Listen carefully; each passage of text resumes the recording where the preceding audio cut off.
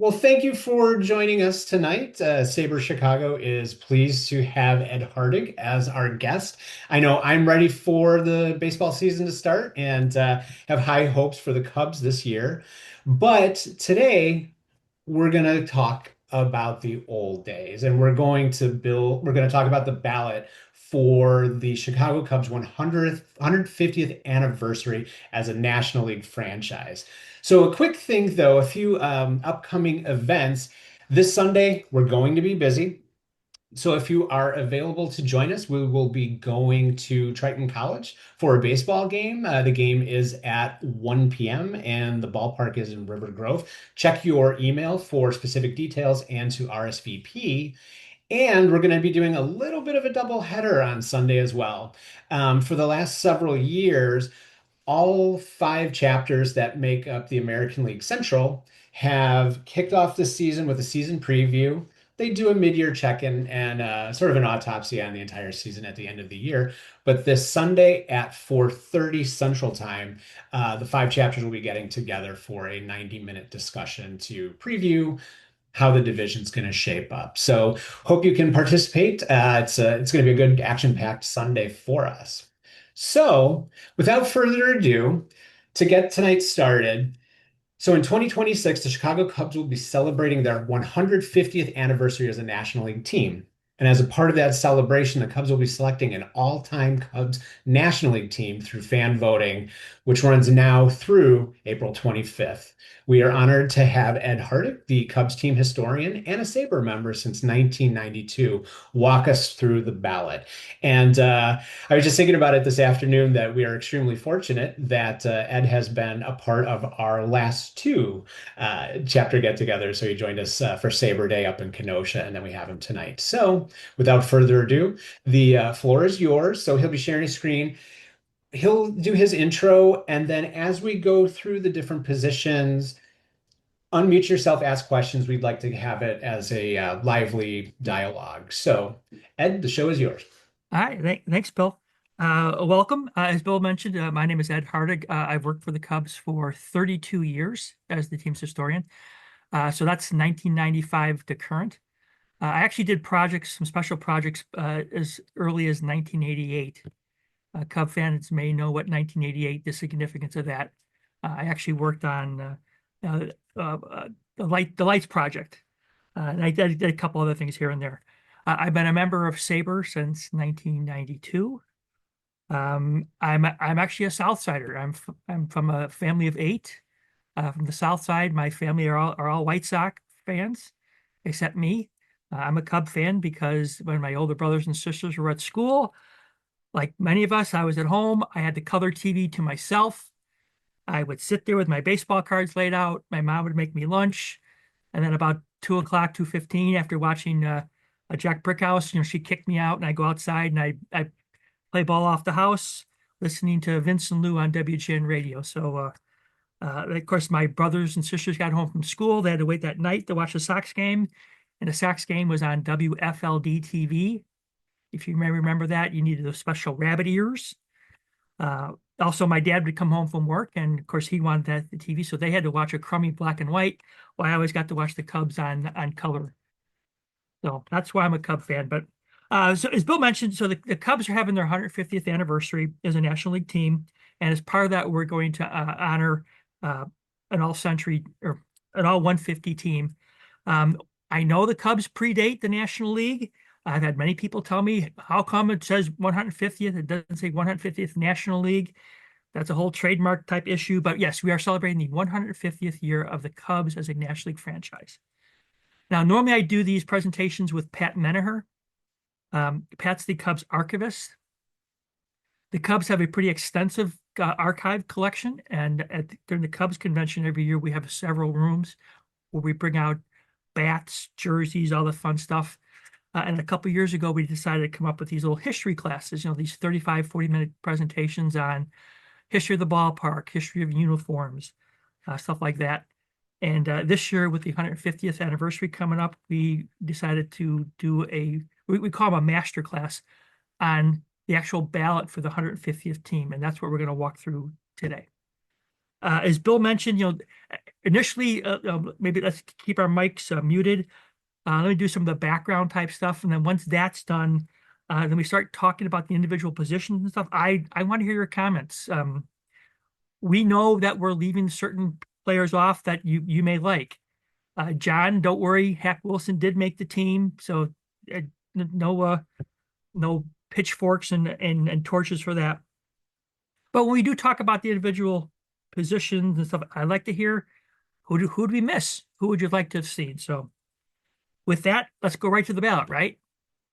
Well, no, got to do a little background stuff. A little bit of history of the Cubs. The team we know as the Chicago Cubs was founded in October of 1869.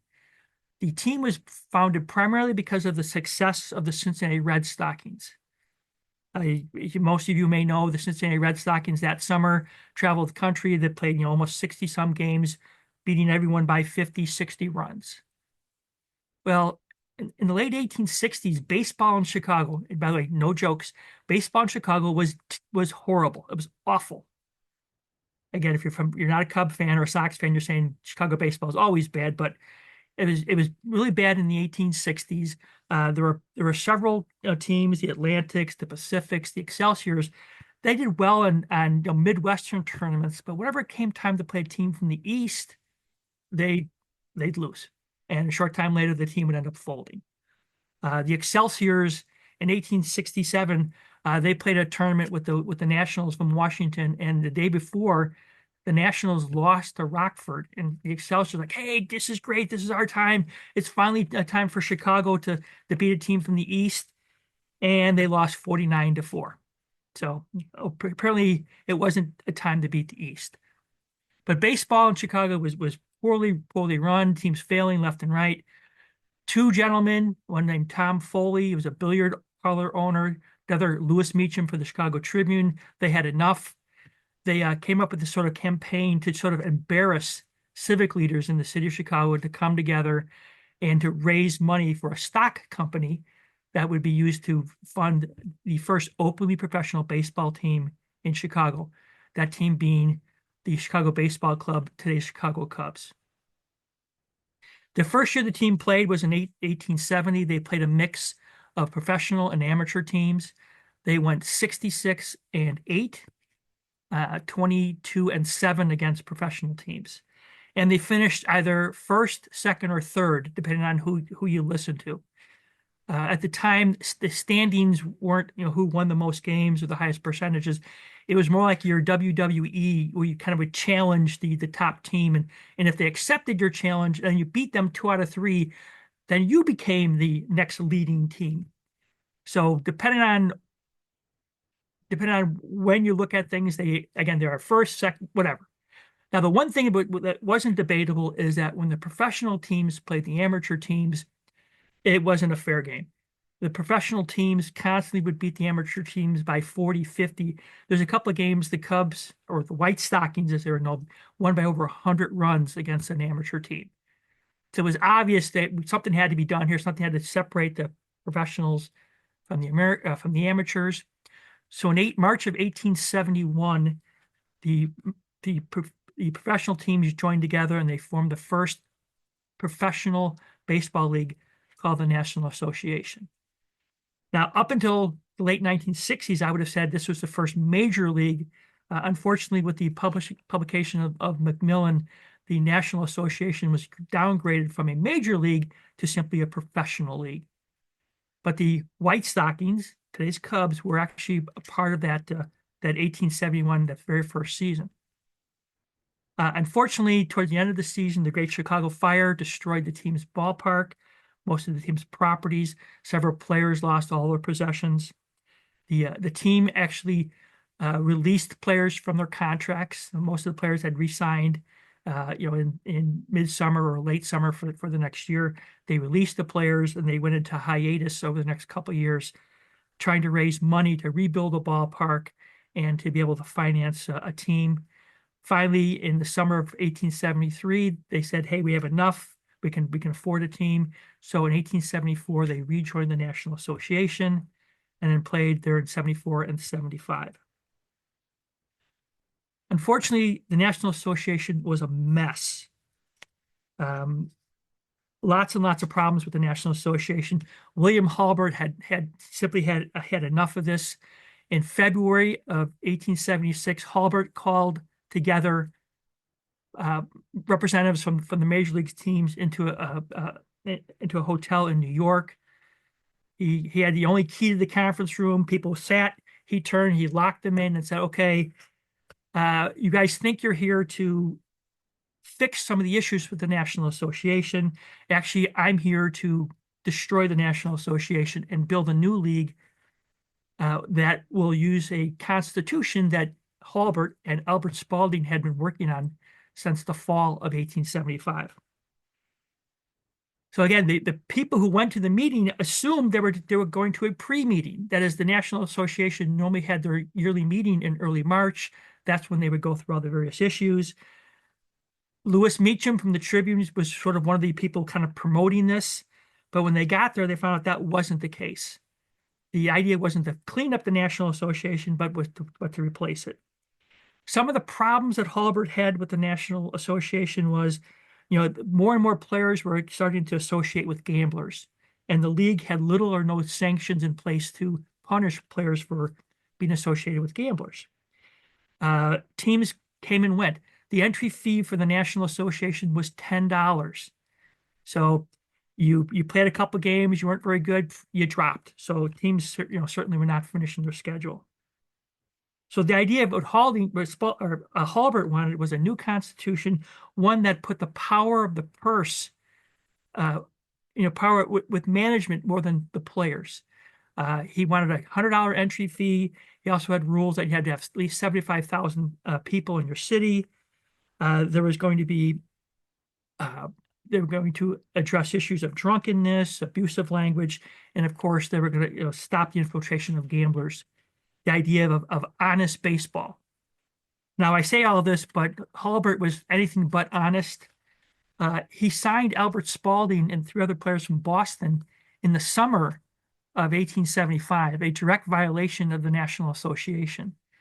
So had Halbert not formed a new league, it's very likely that the Chicago team would have been kicked out of the National Association for stealing Albert Spalding, Cal McVeigh, Deacon White, Ross Barnes, and then, of course, the later Cap Anson. On February 2nd, 1876, they had this meeting. They finally they agreed to the new constitution, and with that, the National League was formed.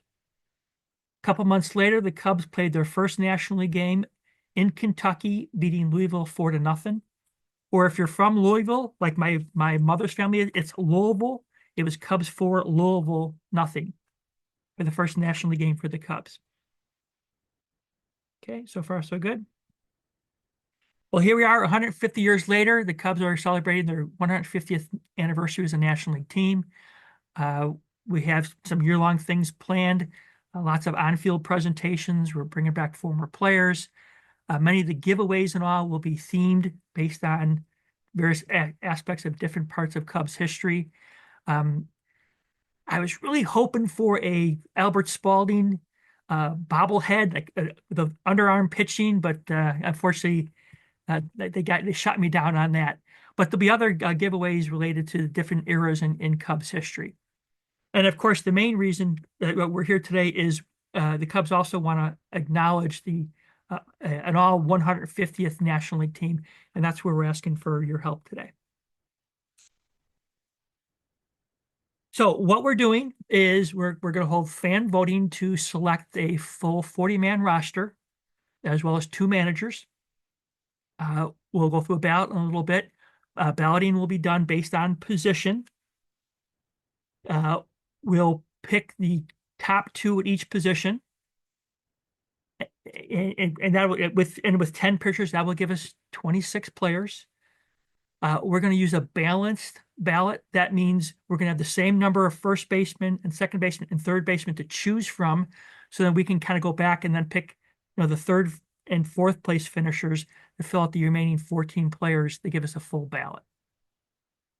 For the ballot outfielders, we toyed with the idea of going with left, center, or right field.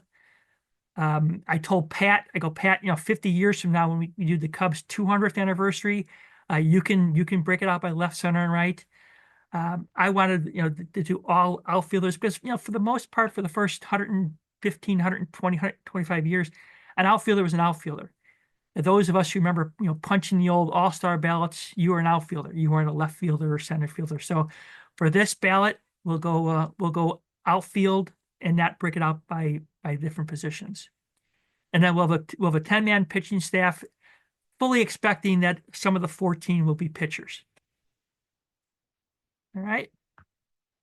So that means we have to come up with a ballot. And that's what I got to do for the last, or not last, because balloting opened in January. For much of the fall, I got to play with coming up with a different ballot, which was pretty cool. As someone who's been a lifelong Cub fans, Cub fan, it was great, going through it, looking at the old players and stuff like that, and trying to convince them that, hey, we need to have a ballot with guys with really big bushy mustaches from the 1870s, players that most people probably have never heard of. But you know what? I didn't care. I think the honor is that you're one of the final eight by position. But again, I wanted a ballot that covered the full 150 years. The idea of, I know some people are not going to get many votes. I know Fred Pfeffer, as a second baseman, is probably not going to get a huge groundswell of people voting for him. But I thought it was important that this kind of uses as a teaching tool. Cubs baseball didn't start in 1955 or 1962 or so. It goes back a long, long way. So the ballot I wanted to create, I wanted to cover the full 150 years. Also, I wanted to be realistic on the ballot that, Ernie Banks as a shortstop couldn't feel the ground ball and throw the ball to first baseman Ernie Banks. So I said I wanted to put each player I wanted, to be at one and only one position. Kind of got a little pushback on that, but I'm like I said, if we're doing a true team, and I know people would vote for Ernie Banks for both positions, whether he deserved it or not. So that's why I want to make sure that each player was at only one position. And then with that, it just kind of went through. I looked at all, almost 2,300 players, looked at how many years they were a Cub. Are they a member of the Cubs Hall of Fame? Where do they rank in terms of various stats? Did they win a major award? Now I know things like the Gold Glove and stuff like, and Cy Young. Many of these things were 1940s, 50s on. So I did look at things like the Baseball Magazine All-Star Teams. I did look at the old President's Awards back in the early 1900s. I did try to incorporate some of that as I built the ballot. And of course, if you were a member of a iconic moment or a season, I mean, players from a pennant-winning team are going to get a little more push for my final ballot than someone who maybe was a decent player, but actually never played in a postseason for the Cubs. By the way, this is really, really fun. So I've heard SABR possibly doing a 150th.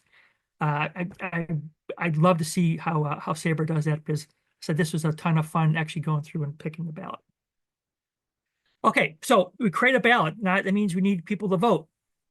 I'm an old guy, a lot of gray hair under my hat of mine. I was really hoping that we'd do like the old days, like the all-star ballots. That didn't go over very well.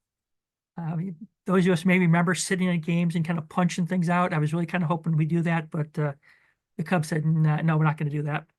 We're going to use technology. I said, okay, let's call this the Sesquicentennial team. That also didn't go over very well. I can barely say it, let alone spell it.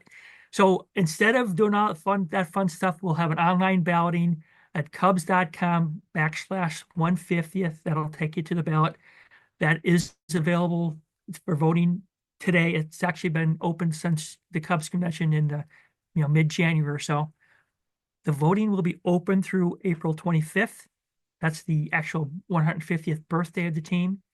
Unfortunately, the Cubs are in LA at the time, not in Chicago, but I don't know why they said 6:15, but 6:15 p.m. on their birthday, we shut the balloting off. As Pat asked me to tell you that, this is Chicago, please vote early, vote often as you want. Let's stack the ballots. We've had a little less than 10,000 votes already. And again, I'm hoping we get to, 20, 25,000. I think that's possible. The way you'll vote is you open up the website. Each position is a separate tab that you'll kind of tab through. You'll see at the top of the screen the position. Of course, it won't be the word position. It'll be first base, catcher, whatever else. Underneath it, you'll see a number of candidates you're going to select. In general, it's going to be two, except for outfielders and the pitchers. In order to vote for a player, what you'll do is you'll click on their picture. And when you do that, the picture will turn a slightly different color. Okay, I'm not a graphic designer. This is my work. I'm sure someone from the Cubs could do a little better job than I did. This is my depiction of a changing color.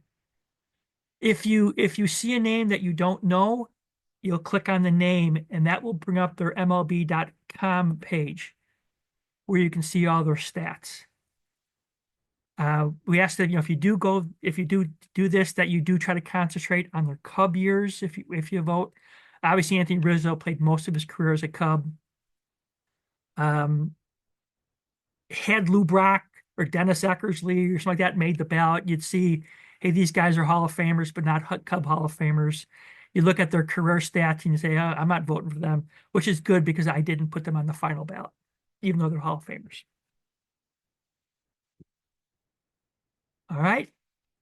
All right. With that, we'll start the ballot. And like I said, if I'll introduce, kind of position my position, I'll say a few things, and then if anyone wants to chime in, hey, knucklehead, how come you didn't do this guy or that guy? I'd like to hear your thoughts. Okay. So we'll start with the manager. Now, by manager, I mean anyone who had the role of being the on-field decision maker who sets the lineup. So in the earliest days of baseball, the manager actually was more like a general manager. They're the ones who did the trades. They'd set up in the stands. So the earliest manager technically would have been called captain. So for those early years, it's really the captain rather than the manager. Our 8 choices, here they are, a little bit about them. These 8 account for over 4,800 wins. That's about 42% of all wins in Cubs history. They account for 15 of the 17 pennants won by the team and all 3 World Series titles. All but one of them is either a Cub Hall of Famer or a National Baseball Hall of Famer. Anyone take a guess who's not? Silence. Nice, nice, nice. Of course, Joe Maddon. I think it's pretty safe to say that Maddon will be in the Cubs Hall of Fame sooner rather than later, and has maybe a decent chance at the National Baseball Hall of Fame. We also have the guy who founded the National League. So the fact that Albert Spalding was only 2 years, he did lead the Cubs to the first National League pennant. We said that, hey, founding the National League, that's enough to kind of put you on the ballot. Any objections? Anyone I miss? Anyone you would have put instead? Or utter silence? What do you think, Jack? Ed, you mentioned Hall of Fame. I've always liked Charlie Grimby. Of course, he never made it, and I've always thought he probably should have. And my God, all those pennants he won for the Cubs. And yeah, we had Charlie Grimm. We looked at Fred Mitchell and Piniella and Dusty Baker. Yeah, Some of those guys. The 2 guys who I said 15 of the 17 pennant winners. Actually, Fred Mitchell won one of them, and Gabby Hart won another. You will see Charlie Grimm for the first baseman, but I mean, he's on here. Yeah, I don't want to say too much because I don't want to influence people's votes. The yeah, one name on here that most people are probably not familiar with, this guy right here. This guy right here, good old Frank. Frank deserves to be on the team just sure. because of the mustache. Yeah, Oh, that's a great look. And anyone who's tried to grow a mustache, actually prior to the Cubs convention, 75 days before the Cubs convention, I tried to grow a mustache. I wanted to have one for the presentation. It didn't look anything like Frank, so I shaved it off. But Frank Shelley, he's a member of the National Baseball Hall of Fame. He actually was the true architect of those Frank Chance era teams. Right. Uh, If he and hadn't gotten sick, Frank un Chance wouldn't have gotten in. Unfortunately, Frank got he got sick and he died from Yeah, tuberculosis a few years right. later. But all right, I'll go on to catchers. Obviously, the role of catchers changed quite a bit since 1876. Those early days, the catchers, of course, no face mask, no chest protector, no shin guards, if no glove. With no one on base, the catcher, kind of stood back a little bit and tended to catch the ball on the first bounce. And then once, of course, someone was on base, they kind of step up a little bit. So obviously the game of catcher has really changed. The idea of calling a game, that's really like a late 1800s, early 1900s of so those first couple of years, I wouldn't say the catcher called the game. You were more of a live backstop more than anything else. But by the early 1900s, the catchers became a truly a valuable defensive position. So what do we got? We got three members of the Cubs or the National Baseball Hall of Fame. That includes Jody Davis. Jody will go in the Cubs Hall of Fame this summer. We got an MVP, a Rookie of the Year, a couple Gold Glove winners. Six of these eight actually played in the All-Star era, and all six of them actually represented the Cubs in the All-Star game at least one time. The only two who didn't were Silver Flint and Johnny Kling. And all they did is one was the starting catcher for five National League pennant winners. The other was for five National Pennant winners and a World Series title. So I think that more than makes up for the fact that there was no All-Star game. As Again, a any as a comments? 19th century guy, I love the fact that Silver Flint is there. He's kind of one of my heroes anyway. And again, I Jack, you know, could we have put, for example, could we have put Joe Girardi on here? And would Joe Girardi get more votes than Silver Yeah. Flint? Yeah. I, I think without a doubt Joe Girardi would get more. But Sure. again, I really thought it was important to kind of also use this as again to kind of tell more of the history of the Cubs. Yeah. And like I said, if nothing else, Silver Flint, he's got a great mustache. He kind of Yeah. he makes my team. And of course, Gabby with the homer and the glow man and all. Yes, indeed. Mhm. Okay, next up is first base. Of all the defensive positions in the infield, first base has probably changed the least. Oh, really quickly, Stu, did you have a question? Yeah, Yeah, since you brought up how Silver Flint might get more votes than Girardi, I'm just guessing that this is only a fan vote, right? this is You a know, fan vote. Yes, yeah, yes. these are the same fans. If you did Yankee Mount Rushmore, they'd have Posada and Bernie Williams. Yeah. I mean, if this is just fans and the great unwashed who can vote as often as they want, I think guys like Gabby Hartnett aren't going to have as much of a chance as the ones that they've heard of. Is that a concern of yours? Oh, definitely it's a concern, and that's why we have. I don't know if you were on the call when we first started, Stu. We'll pick the first 26, and then we'll have 14 that we can add after the fact. So Okay, we thanks. I will was there. I guess I yeah missed that, yeah but that's good. yeah. So again, what you'll see is we use a 4-to-1. We'll have four candidates for every one you vote for. That way, we think we can compare the third place catcher with the third place second baseman because I mean, and the thing is, when you vote, you have to select two. You can't select one and move on. You can't skip catchers. You have to vote for two.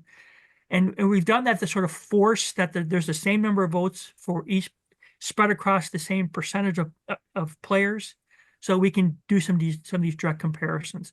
But yes, the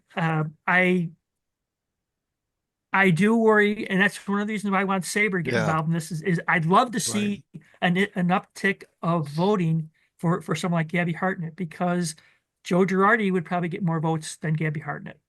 Yeah. Agreed. Right. And Rich Ray asked in the chat, was Deacon White considered for catcher? His time with the Cubs was pretty short. It was only a couple, only a couple years. I mean, most again, Mhm. he's a member of the Hall of Fame, but his Hall of Fame is more away from the Cubs than with the Cubs. His time was pretty short. He had a great mustache though. Yes, he did. Mm. How can a true Cub fan pick Girardi over Gabby Hartnett? There should be a statue of Hartnett outside Wrigley Field. Okay, that's a whole nother discussion. And actually, we've done a presentation for Sabre before on recognition at Wrigley Field. One of the things for a statue at Wrigley is not only were you a Hall of Fame player, but what you did afterwards for the Cubs.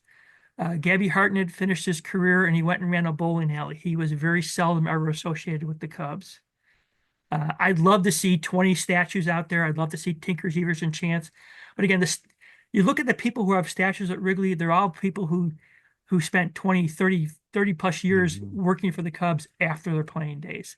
And that's really what the award is. As for a retired number for Gabby Hartnett, what number did Gabby Hartnett wear? Was it 3? He wore 2, he wore 7, he wore 9. Oh, and Oh, for more than half of his career, he didn't wear a number. So we oh yeah. constantly get letters from people, oh, you have to retire a number for Gabby Hartnett. And I asked him, well, what number did he wear? Oh yeah.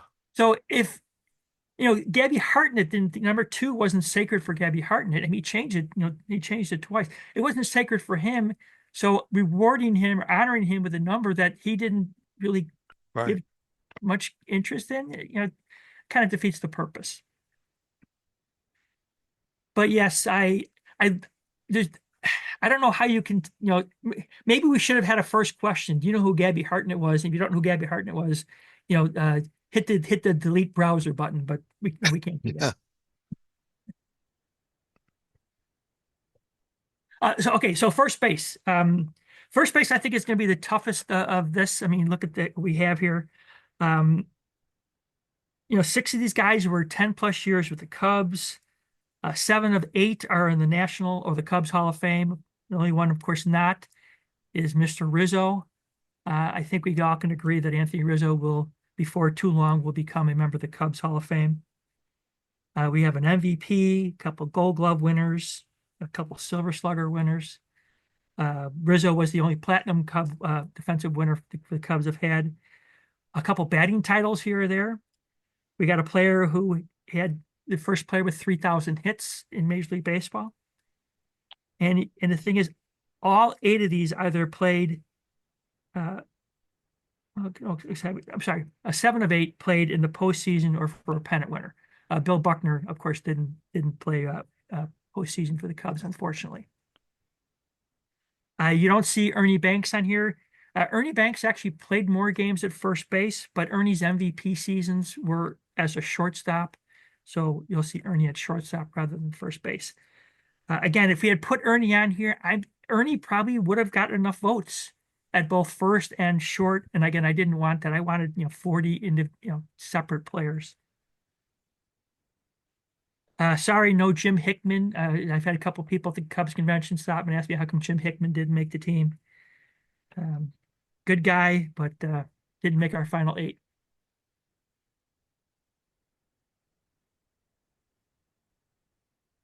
Second base, believe it or not, this picture of Fred Pfeffer, if you go back to Cap Anson, they are different pictures, even though they look almost identical. They are actually different pictures. It's crazy how close they are. So 5 of these players played at least 9 years with the Cubs. 7 of the 8 played in the postseason or won a pennant. The only one who didn't would have been who?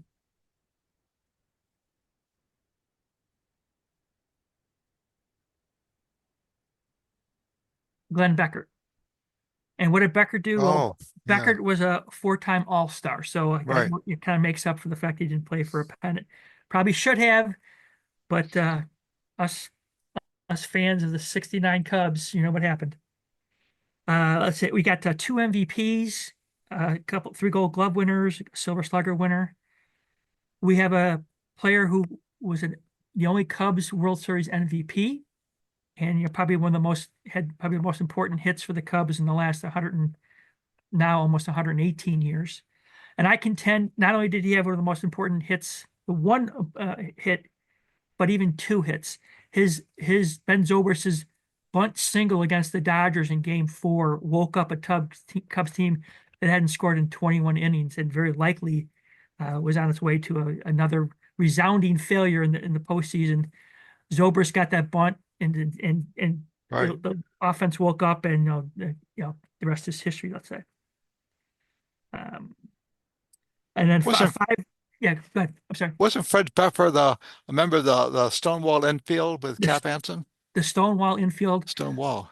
Yep, and with Ed Williamson and Tom Burns, yes. Tom Burns, yeah. Yep, Okay. yep. Um, Again, John, I know you're a Manny Trio fan. Manny Trio's a great guy. I've met him a couple times at the Cubs convention. Uh, Manny Trio would have gotten more votes, I think, than Fred Pfeffer, but Fred Pfeffer was probably one of the better second basemen of of the 19th century. Unfortunately, he's kind of lost the time. But Yeah. again, if nothing else, again, I don't expect him to get a lot of votes, but I'm hoping at least people will click on his page and see a little bit about Fred Pfeffer, and here's a chance to kind of learn a bit more about Cubs history. So 50 years from now, when Pat does the 200-year team, the question may be, hey, do you know who Fred Pfeffer was? And if you don't, you can't vote. But if you do, you get to vote. Okay, that's probably not going to happen. And David Schneider, you have a question.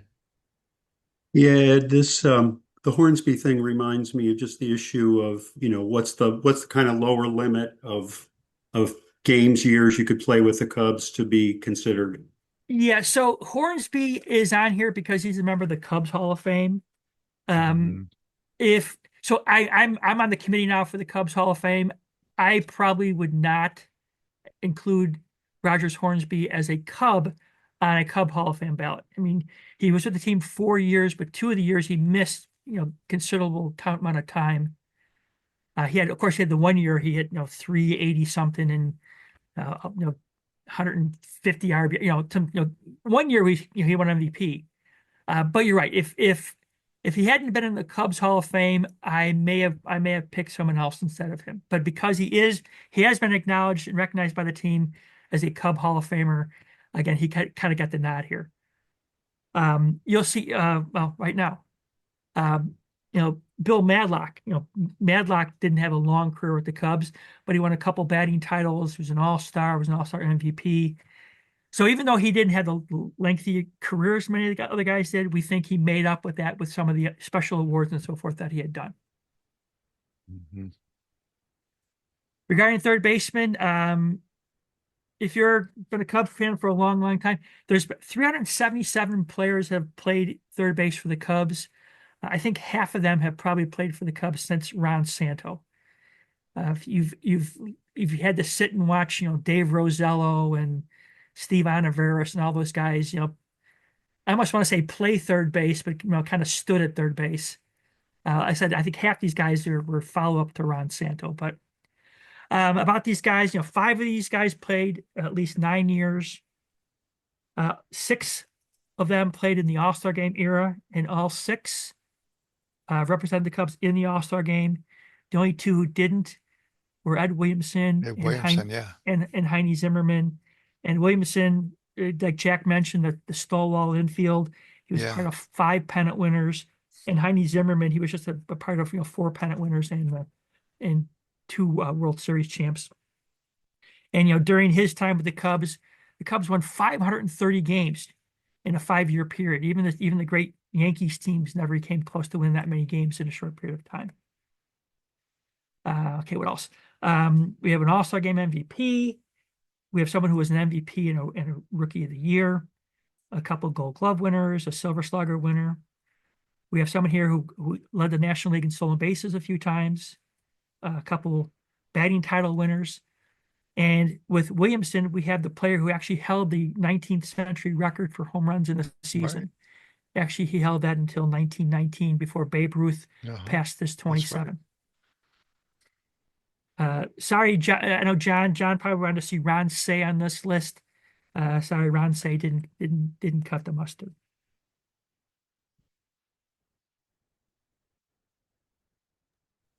And Richard Smiley noted that Zimmerman won the Triple Crown. So. Yes, even though the RBI count has been sort of debated at various times, and It's one of those floating statistics of how many he actually ended up with.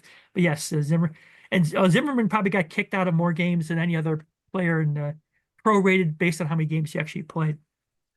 I'm glad Stan Hack got in too, because he's another Well, overlooked person. when Stan Hack retired, the Chicago Cubs news called him Mr. Cub. Hmm. So the last player to be called Mr. Cub before Ernie Banks was Stan Hack. I mentioned, Hack led the league in stolen bases, but I didn't say like it was like 18 or 19. It wasn't the 50s or 60s. But yeah, Smiling Stan, long, Yeah. 16 years with the Cubs. Again, he's another one that people constantly say you have to retire his number. But Stan Hack wore 39, 2, Really. 6. Uh-huh. I mean, 54. It changed. I mean, he mostly wore 6, but he changed all over the place. About Okay. Charlie Holliker in the 1920s. One of the toughest guys to strike out, there's no doubt. Unfortunately, Charlie's career ended up being a lot shorter than he had hoped. He had bouts of nervousness that sort of prevented him from playing. But yes, he was on the list for shortstop. But yeah, we decided to go elsewhere. Also, we didn't do Larry Boa. I know Cub fans of the '80s would like to see Larry Boa. Larry Boa would not make the shortstop list. But who we did chose, 7 of the 8 played at least 8 years with the Cubs. We have an MVP winner, 5 All-Stars, 3 Gold Glove winners. We have someone who was a co-MVP of the National Championship Series. And then we have a player in Bill Dahlin, who Bill James has called one of the most overlooked players. James at various times has listed him as one of the top 5 players not in the Hall of Fame who should be in the Hall of Fame. He only played 8 years with the Cubs, but he played with Boston or with Brooklyn. I still think he's top 10 in a couple defensive categories for shortstop, maybe like in games played and all. He also holds the record for the longest hit streak in Cubs history at 42. He had a 42 game stretch. Then he went hitless in a game in which the Cubs scored 13 runs and had 19 hits, believe it or not. And the next day he got a hit but in the next 27 games he got a hit. So yes, he got a hit in 70 of 71 games. And the one game he didn't get a hit was a game when pretty much everyone else on the team got 2 or 3 hits and scored 13 runs, but he got nothing. For the Cubs Hall of Fame, so Dahlin has been on ballots in recent years for various old timers. If you play for the Cubs for at least 5 years and get elected to the Baseball Hall of Fame, you automatically go into the Cubs Hall. He would be an automatic in the Cubs Hall of Fame. He currently isn't. He's been on the ballot a couple of times, but like I said, it's really hard to generate a lot of interest in some of these guys who've been dead for 110 years or so.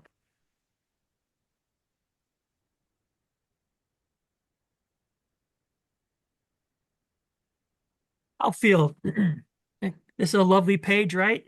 Unfortunately, the way the website is, they can only do 2 players side by side. So when you go to the outfielders, you're gonna have to kind of scroll down on the page. I recommend that you go through, pick your players, and then when you get done, go to do the forward. If it allows you to go forward, that means you picked 6. If it says, "Hey dummy, you only picked 4," then go back and do 2 more. Or, "Hey dummy, why do you have 7?" Go back and unclick someone. And again, the way you unselect someone is you just retap them, and that'll turn them off. Like I said, the first 100 years of baseball, 100 years plus, an outfielder was an outfielder. So I thought for simplicity, we would just leave this as outfielders because we need 3 positions, 2 players at each. You have 24 candidates, 6 players. Again, we're following that 4-to-1 ratio on voting. We got 11 who are 8+ years. 13 are either a Cub Hall of Fame or a National Baseball Hall of Famer. 11 made the All-Star game. 4 MVPs, Rookie of the Year, 4 Gold Glove winners, 2 Silver Slugger winners, 4 World Series winners, 13 pennant winners. We have a player who drove in 191 RBIs in a game, yet didn't win the MVP. I have to throw it out there because John Racanelli is probably throwing stuff at the screen right now. We've got the first national player to play 1,000 consecutive games. And of course, we have the all-time home run leader on this list.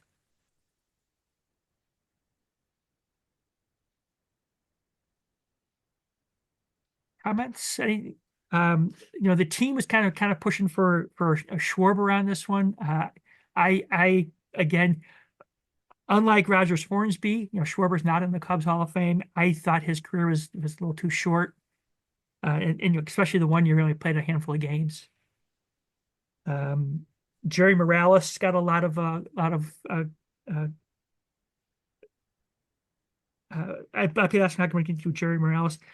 Sally Hoffman from those early 1900s team.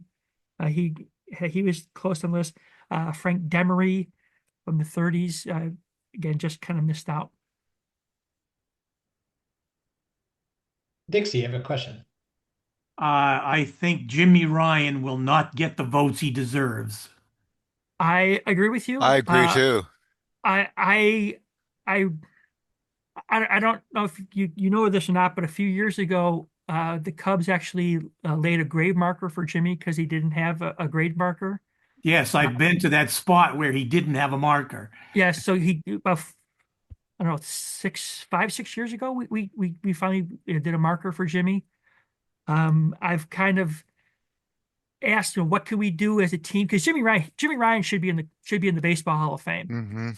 You look at players whose career ended by 1910 or so, and on most major stats, Jimmy Ryan's top 7 or 8. Mm-hmm. Jimmy Ryan probably should be in the Hall of Fame. And again, yeah, Dixie, I agree with you. He's probably not going to get, he's not, what's the expression? Hey, I just learned about recency bias. Now it's my favorite. I like that too. Yes. Jack, you're free to use that anytime you want. Yeah, I like that. And there was a comment in there, they're glad to see King Kelly included in that list. Yeah, me too. I love that. And Rick Yeah. Stevenson probably won't get many either. No, yeah, Riggs, one of the top 2 or 3 top best hitters, and probably one of the best right-handed hitters that the Cubs have ever had. He and Madlock were both hit like 336. Yeah, there's no doubt. King Kelly is someone who we could have gone with multiple positions, but yeah, I mean, believe it or not, of the old timers, Kelly has done he's done better than George Gore or Jimmy Ryan or some of the other positions. I don't know why. Maybe because the Cubs have an employee whose name is Kelly King. She's in charge of our Cubs production, so I think whenever I always kid her that she's so close. Kelly King, King Kelly. So yeah, and George Gore is there too, which is great. yeah. Mm-hmm. And like I said, even if Bill Nicholson is someone else who I think just is kind of fallen. He's fallen out of favor. I mean, Bill Nicholson, when he retired, he was the second highest home run the total in Cubs history. A guy, if it wasn't for the diabetes and being colorblind and some of the issues with his eyesight, because early 40s, he was it, but he kind of fell off pretty quickly because of the issues with the diabetes.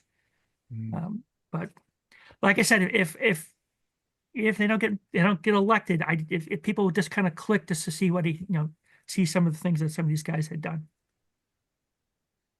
And then John added a note, Hack was voted MVP in 1930. It's about time the Cubs acknowledge it. It's not the Cubs. It's not the Cubs. Major League Baseball, before the voting, said they would not acknowledge the voting. That was a different type of MVP award anyway, before 31. Yeah.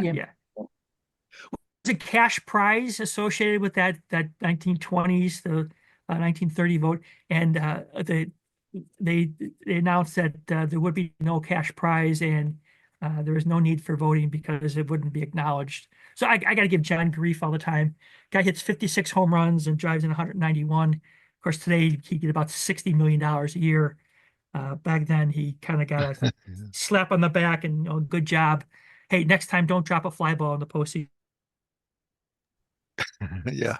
Exactly. Misjudge. Dixie, another question? Yeah, I not to the same degree for sure, but I think that they two guys who may fall into the not getting the votes they deserve are Hank Sauer and Frank Schulte. Mhm. I mean, there's enough people around who should know a little bit about Schulte. While I'm sorry, for Hank Sauer. Heck sour, yeah. Yeah, Wildfire Schulte. Yeah, I think that's gonna be a stretch. Sauer used to come to the Cubs convention several times. He actually would call the Cubs and say, "Hey, I like to come," and they say, "Yeah, sure, come on, come on." Um, a great guy, but it's one of those you'd see a line and there'd be Hank Sauer in a line for autographs, and next to him there'd be some double A guy, and the line for autographs for the double A guy would be out the door, and Hank Sauer you'd be able to walk up to him and talk to him, shake his hand, and the whole thing. So yes, I know. That's why I want Saber people to vote. You know, enough. All right, I'm Richard dragging Smiley, on. one more question. Yeah, Richard. Yeah, yeah, I was just going to say, sort of just what Ed said that, like, we can vote multiple times. So be sure for these people who you think are underrepresented, throw some votes in there. I'm Yeah, certainly going to throw in some votes for Ed Williamson and Heidi Zimmerman, but I did just want to compliment Ed on, I thought he did a spectacular job with picking these names and identifying a number of players, for each position such that by the time you're at the end, it may be difficult, but I think of this like the NCAA tournament where you always see the teams on the bubble get left out. And what they'll always say is, oh, you put this team at the back end. Why didn't you put us in? And what I'd rather see those teams do that are on the bubble that don't get in is explain why. Well, why should you be in the tournament instead of Duke? Or why should you be in the tournament? Because that's the standard. Because clearly you're saying, well, we just want to sneak in and then somehow we're hoping we'll be acclaimed as the best when actually that's like, I think for all of these positions, we have an idea of, for some of these who really is at even these groups at the top of these lists. And so you're getting into minutia by the time you get into the back end. I thought you did a great job. That's Th- just me. thank Me you, thank you. too. And the thing is, when you look at most positions, Richard, I'm sure off the top of your head you could have given me the five off the top of your head, and I'm thinking a lot of people on this could come up with the same five. Uh, right. Then you're arguing, 6, 7, and 8. So I mean, we kept going back and forth. Well, what about this guy? But the top five, like I said, I had a blast doing this. But it was the fringes that being on the NCAA selection committee where you're trying to decide between a couple of teams, and then having to explain to the Cubs, hey, why did you pick this guy rather than that guy? When I know maybe they're not going to get the votes, but I think they cover the history of the team better than No. Darwin Barney at second base. I like the fact that you had enough room to, let's say, include Rogers Hornsby, even though his Cubs career was short, but there was enough room to justify it because a case can be made that Rogers Hornsby simply had the best year by a Cubs position player ever. I think yeah, his Definitely in these. 29 season, I would put that up against any season out there. It was spectacular. Definitely, in the 60 feet 6 inch era, overhand pitching. I that one season, John may fight you on Hack Wilson 30, hitting 356. Maybe it's a few points lower than Hornsby, but 56 home runs, 191 RBI. I mean, one is one, and the other is 1A. But you're right. I mean, so yes, we can justify Hornsby. Hornsby is a member of the Cubs Hall of Fame because of that one year. Um, I maybe would have had a little longer period of time, but that's what the ballot is. If you don't think Rogers Hornsby played enough years, don't vote for him. How do you evaluate players from the 1800s against players like from the 1960s? So Yeah, when the I am rules were different and everything else. I am a statistician. I Hmm. do develop different models. I did not use things like WAR. I did prorate things based on number of games and so forth and so on. One reason we didn't go with years, like the Seattle Mariners, they're doing a 50th anniversary right now, and their criteria is if you played 4 years with the team, you're on their ballot. Whether you played one game in a year or 162 games, you're on that. Like I said, for the most part, most of these positions, the top five or so, I didn't have to mess with. You just look at their straight numbers, and and we know their rank in Cubs history. Other than that, I started doing various adjustments based on number of games played, based on number of games scheduled. So again, I'm a master's degree statistician, as well as a baseball historian. So I kind of built my old models. I'm not going to call it war. I'm going to call it Ed. Yeah. But you're right. I mean, how do you count a year of 60 games versus a year of 62? We both are a year, but then again, if the season was only 60 games, you can't punish a player because he only had 60 games. That was the schedule. You played the game that some guys underhand pitching, but that was the game. I mean, you can't do anything about that. You can't say, well, you don't get to be in because you had underhand pitching.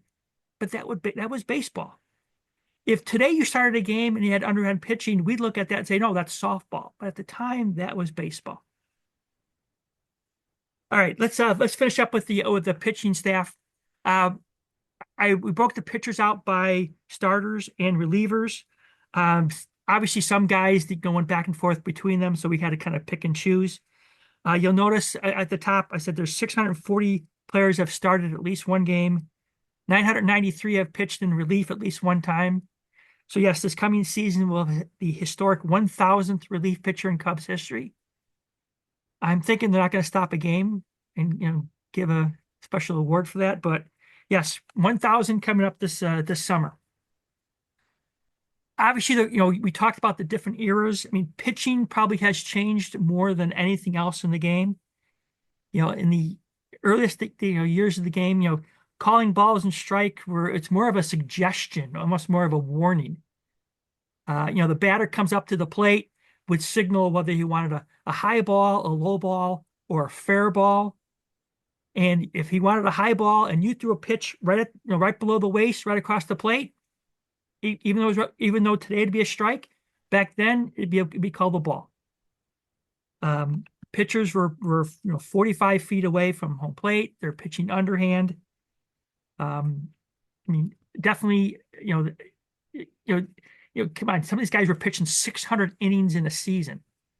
Mhm. I mean, nowadays, I think the last 5 years, the Cubs have had maybe 4 pitchers who've reached 162 innings, which is what you need in order to qualify for the ERA championship.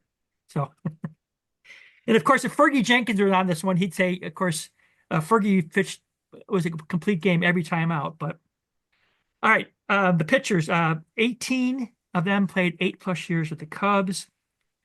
15 of these guys are either a Cub or a National Baseball Hall of Famer, including John Lester. Lester will go into the Cubs Hall of Fame this summer. Lester's also going to go into the Red Sox Hall of Fame at some point this summer. I mentioned earlier Jody Davis is going into the Hall of Fame. Also, Vince Lloyd will be the third person who goes into the Hall of Fame this summer. Vinny's family, he's got a daughter who lives in Chicago. She's going to represent the family. We have 11 All-Stars, 4 Cy Young winners, a Rookie of the Year, a Gold Glove winner. We have Lester was an NLCS MVP. 4 of these guys tossed the no-hitter. We have the all-time winningest Cubs pitcher, the only 200-game winner in Cubs history. Any guess who that is? Charlie Root. Charlie Root. Very good. Mhm. Mhm. We've had 3 of these guys had 6 20-win seasons consecutively. The most recent, of course, was Fergie Jenkins. Any guess on the other 2?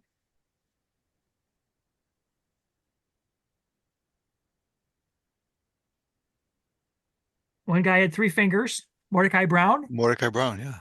Yep. And before that, Clark Griffith. Oh.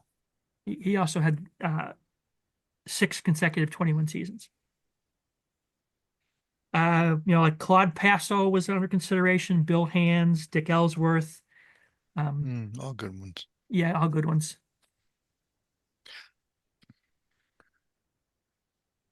But you got John Clarkson and Larry Corcoran, probably the two best of the 19th century.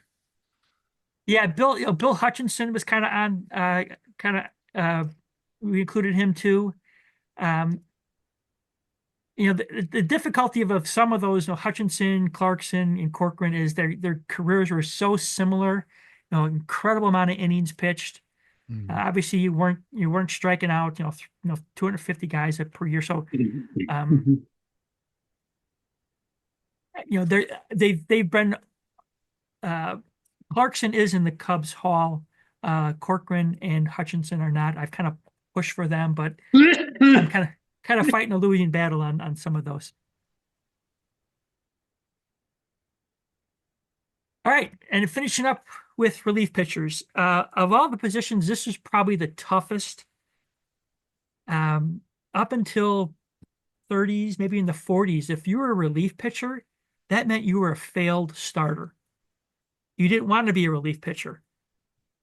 There's not a lot of stats for relief pitchers, and the ones that we have are saves. It was a product of the 1960s, and the rules for saves have changed several times.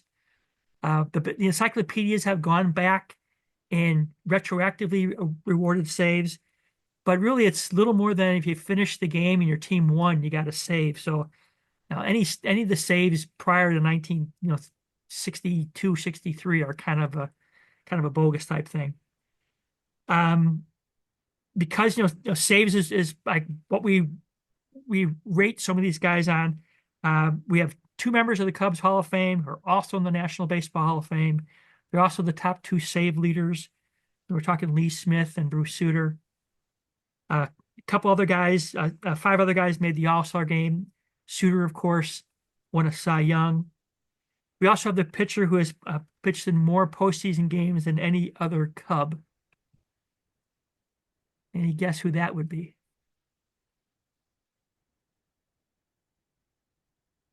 Pedro Strop.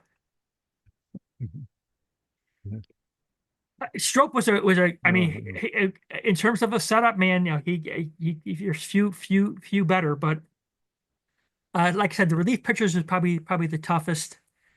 I love the picture they picked for Kyle Farnsworth. Looks like he just fought the guy from the Reds. Ryan Dempster, of course, was both a relief pitcher and a starter.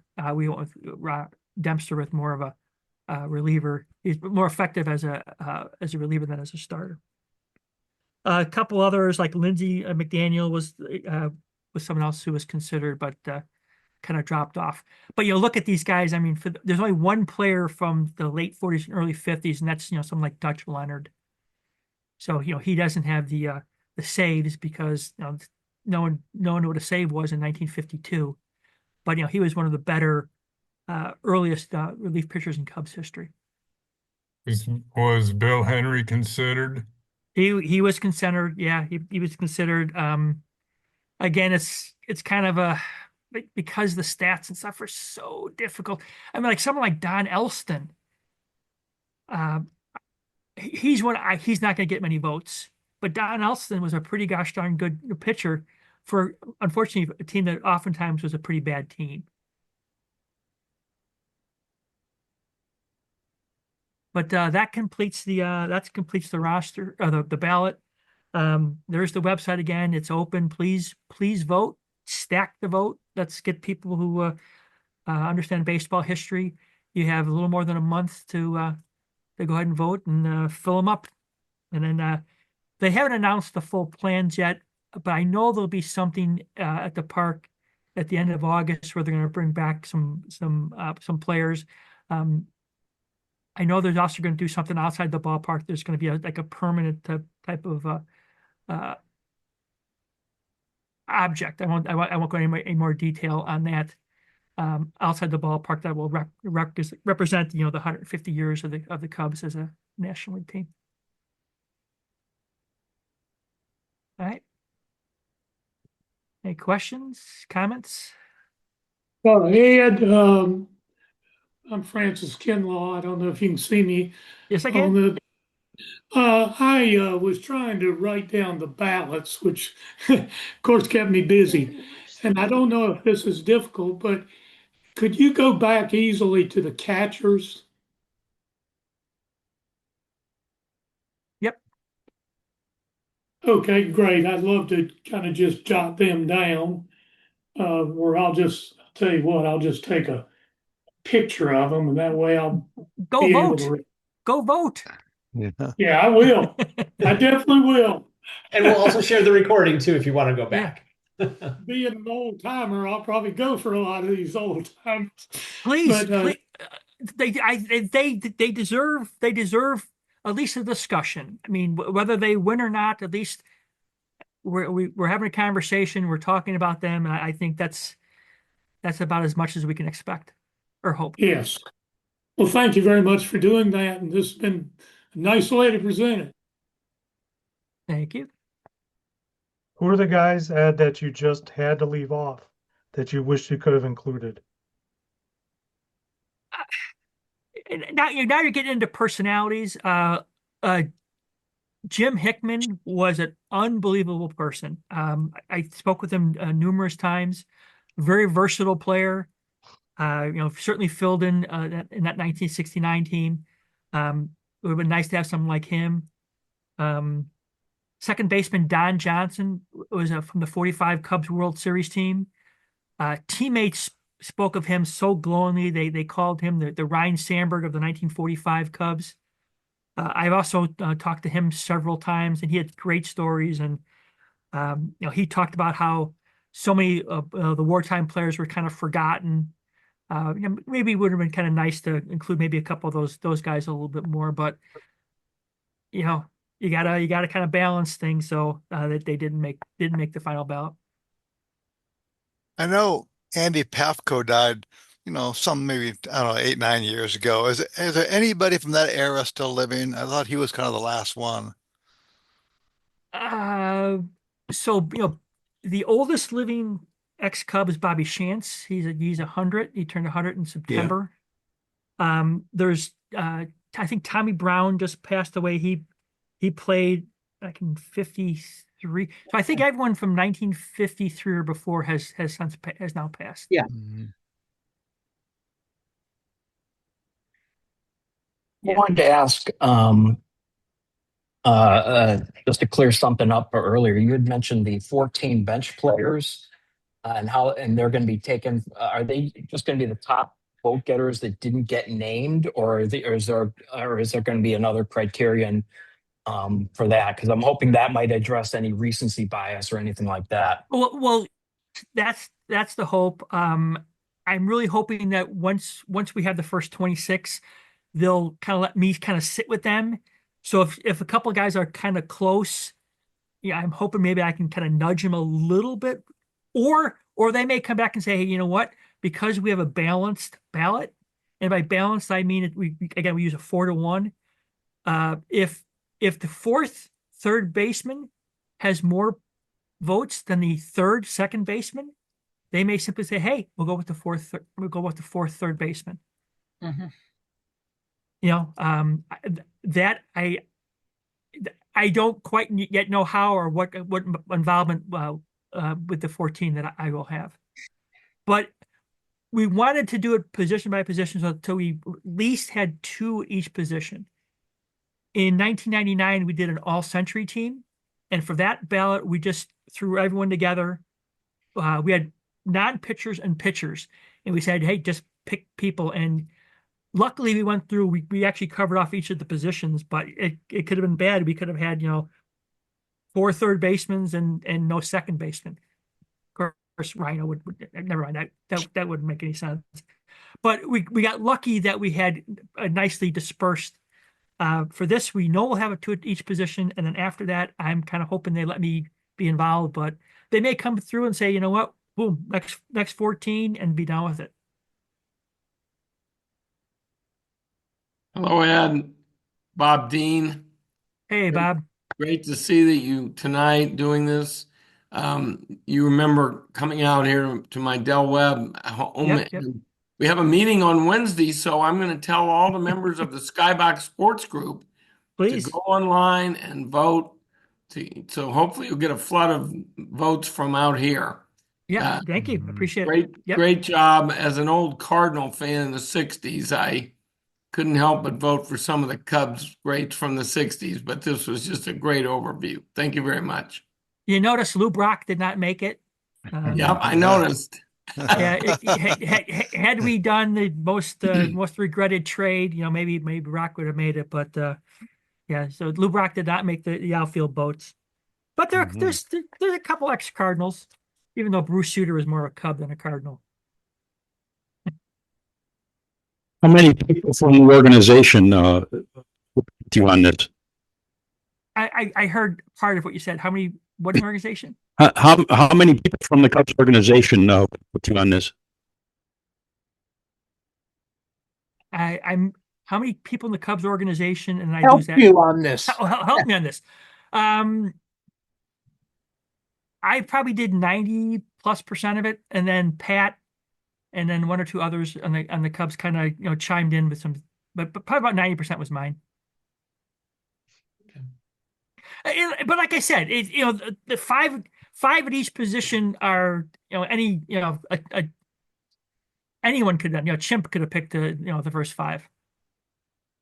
So yes, I'm saying I'm a little bit above a Chimp. Well, great. All right. Any other questions, comments? Anybody that's just completely Dixie, sounds like another question. I've got one last thought, and that is being an old SABR member, I'm wondering what Eddie Gold would think about all this. Yeah. I heard old SABR member, then you went quiet. I'm sorry. I was wondering what Eddie Gold would think about all this. I worked a lot with Eddie. I think Eddie would have gone through, and if anyone had a mustache, Eddie would have picked them first and foremost, and he'd be done with it. His co-author, Arthur Aarons, is still living. Yes. Art Aarons, is that how you pronounce it? Yeah, Art Aarons. Yeah. So yeah, I used to spend a lot of time. And then it kind of like, I don't know if he's a member of SABR anymore, but he was. And we used to bring him to our meetings. It's been a while though. Yeah, I know. We exchanged Christmas cards. I hear from him every year. Just got a note from him in December. So I would see him occasionally at the AU Sports, in Skokie.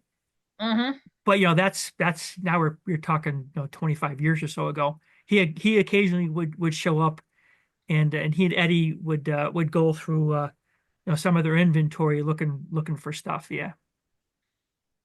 Hey, John. I guess the question I have is just like the 100-year team, will there be a card set associated with this? I've been pushing for it. I don't think they've made a decision yet. I do. They're going to use old pictures on the scorecards. I saw the first one for the first series today. I think the plan is to kind of use some old pictures kind of going forward. John, I am pushing for it. Like I said, I'd love to see an Albert Spalding bobble arm, underhand delivery.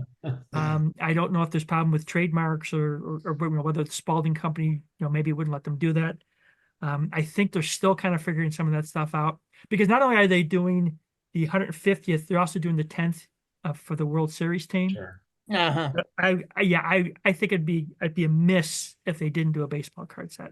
Yeah, because that would just, this call alone, you'd probably more than make up what the costs just on selling it to just the people on this call alone, let alone, I think it would be popular.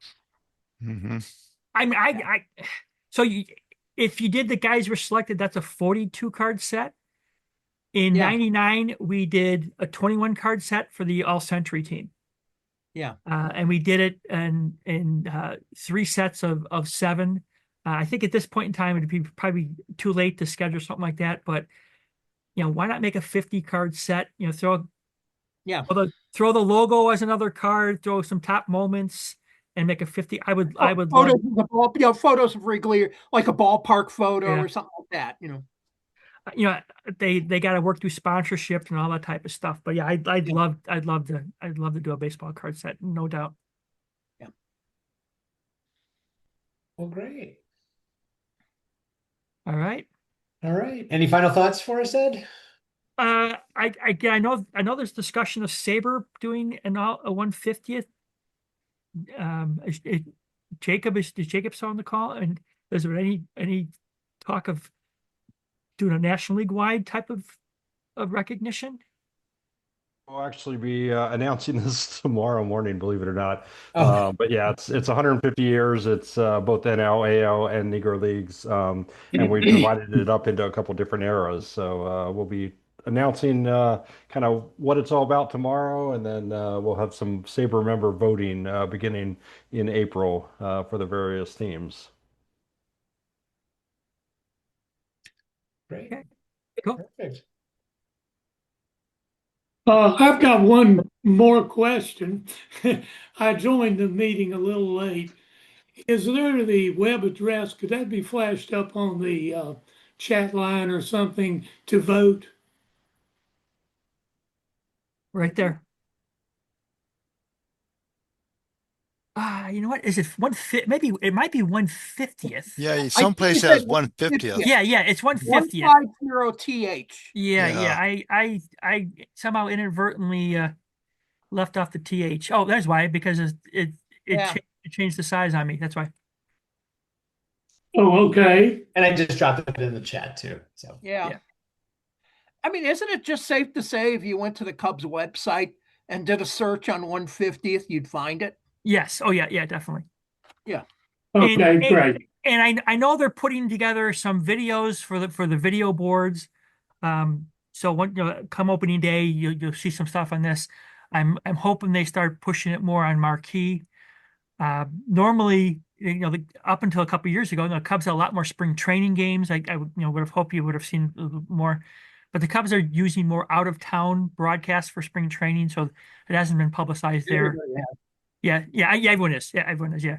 So we're kind of really hoping up. Once opening day comes, there's kind of a push, and then if SABR can vote, please do help us pack the courts. We all have our marching orders. Do that. Yes. Yeah. Wonderful.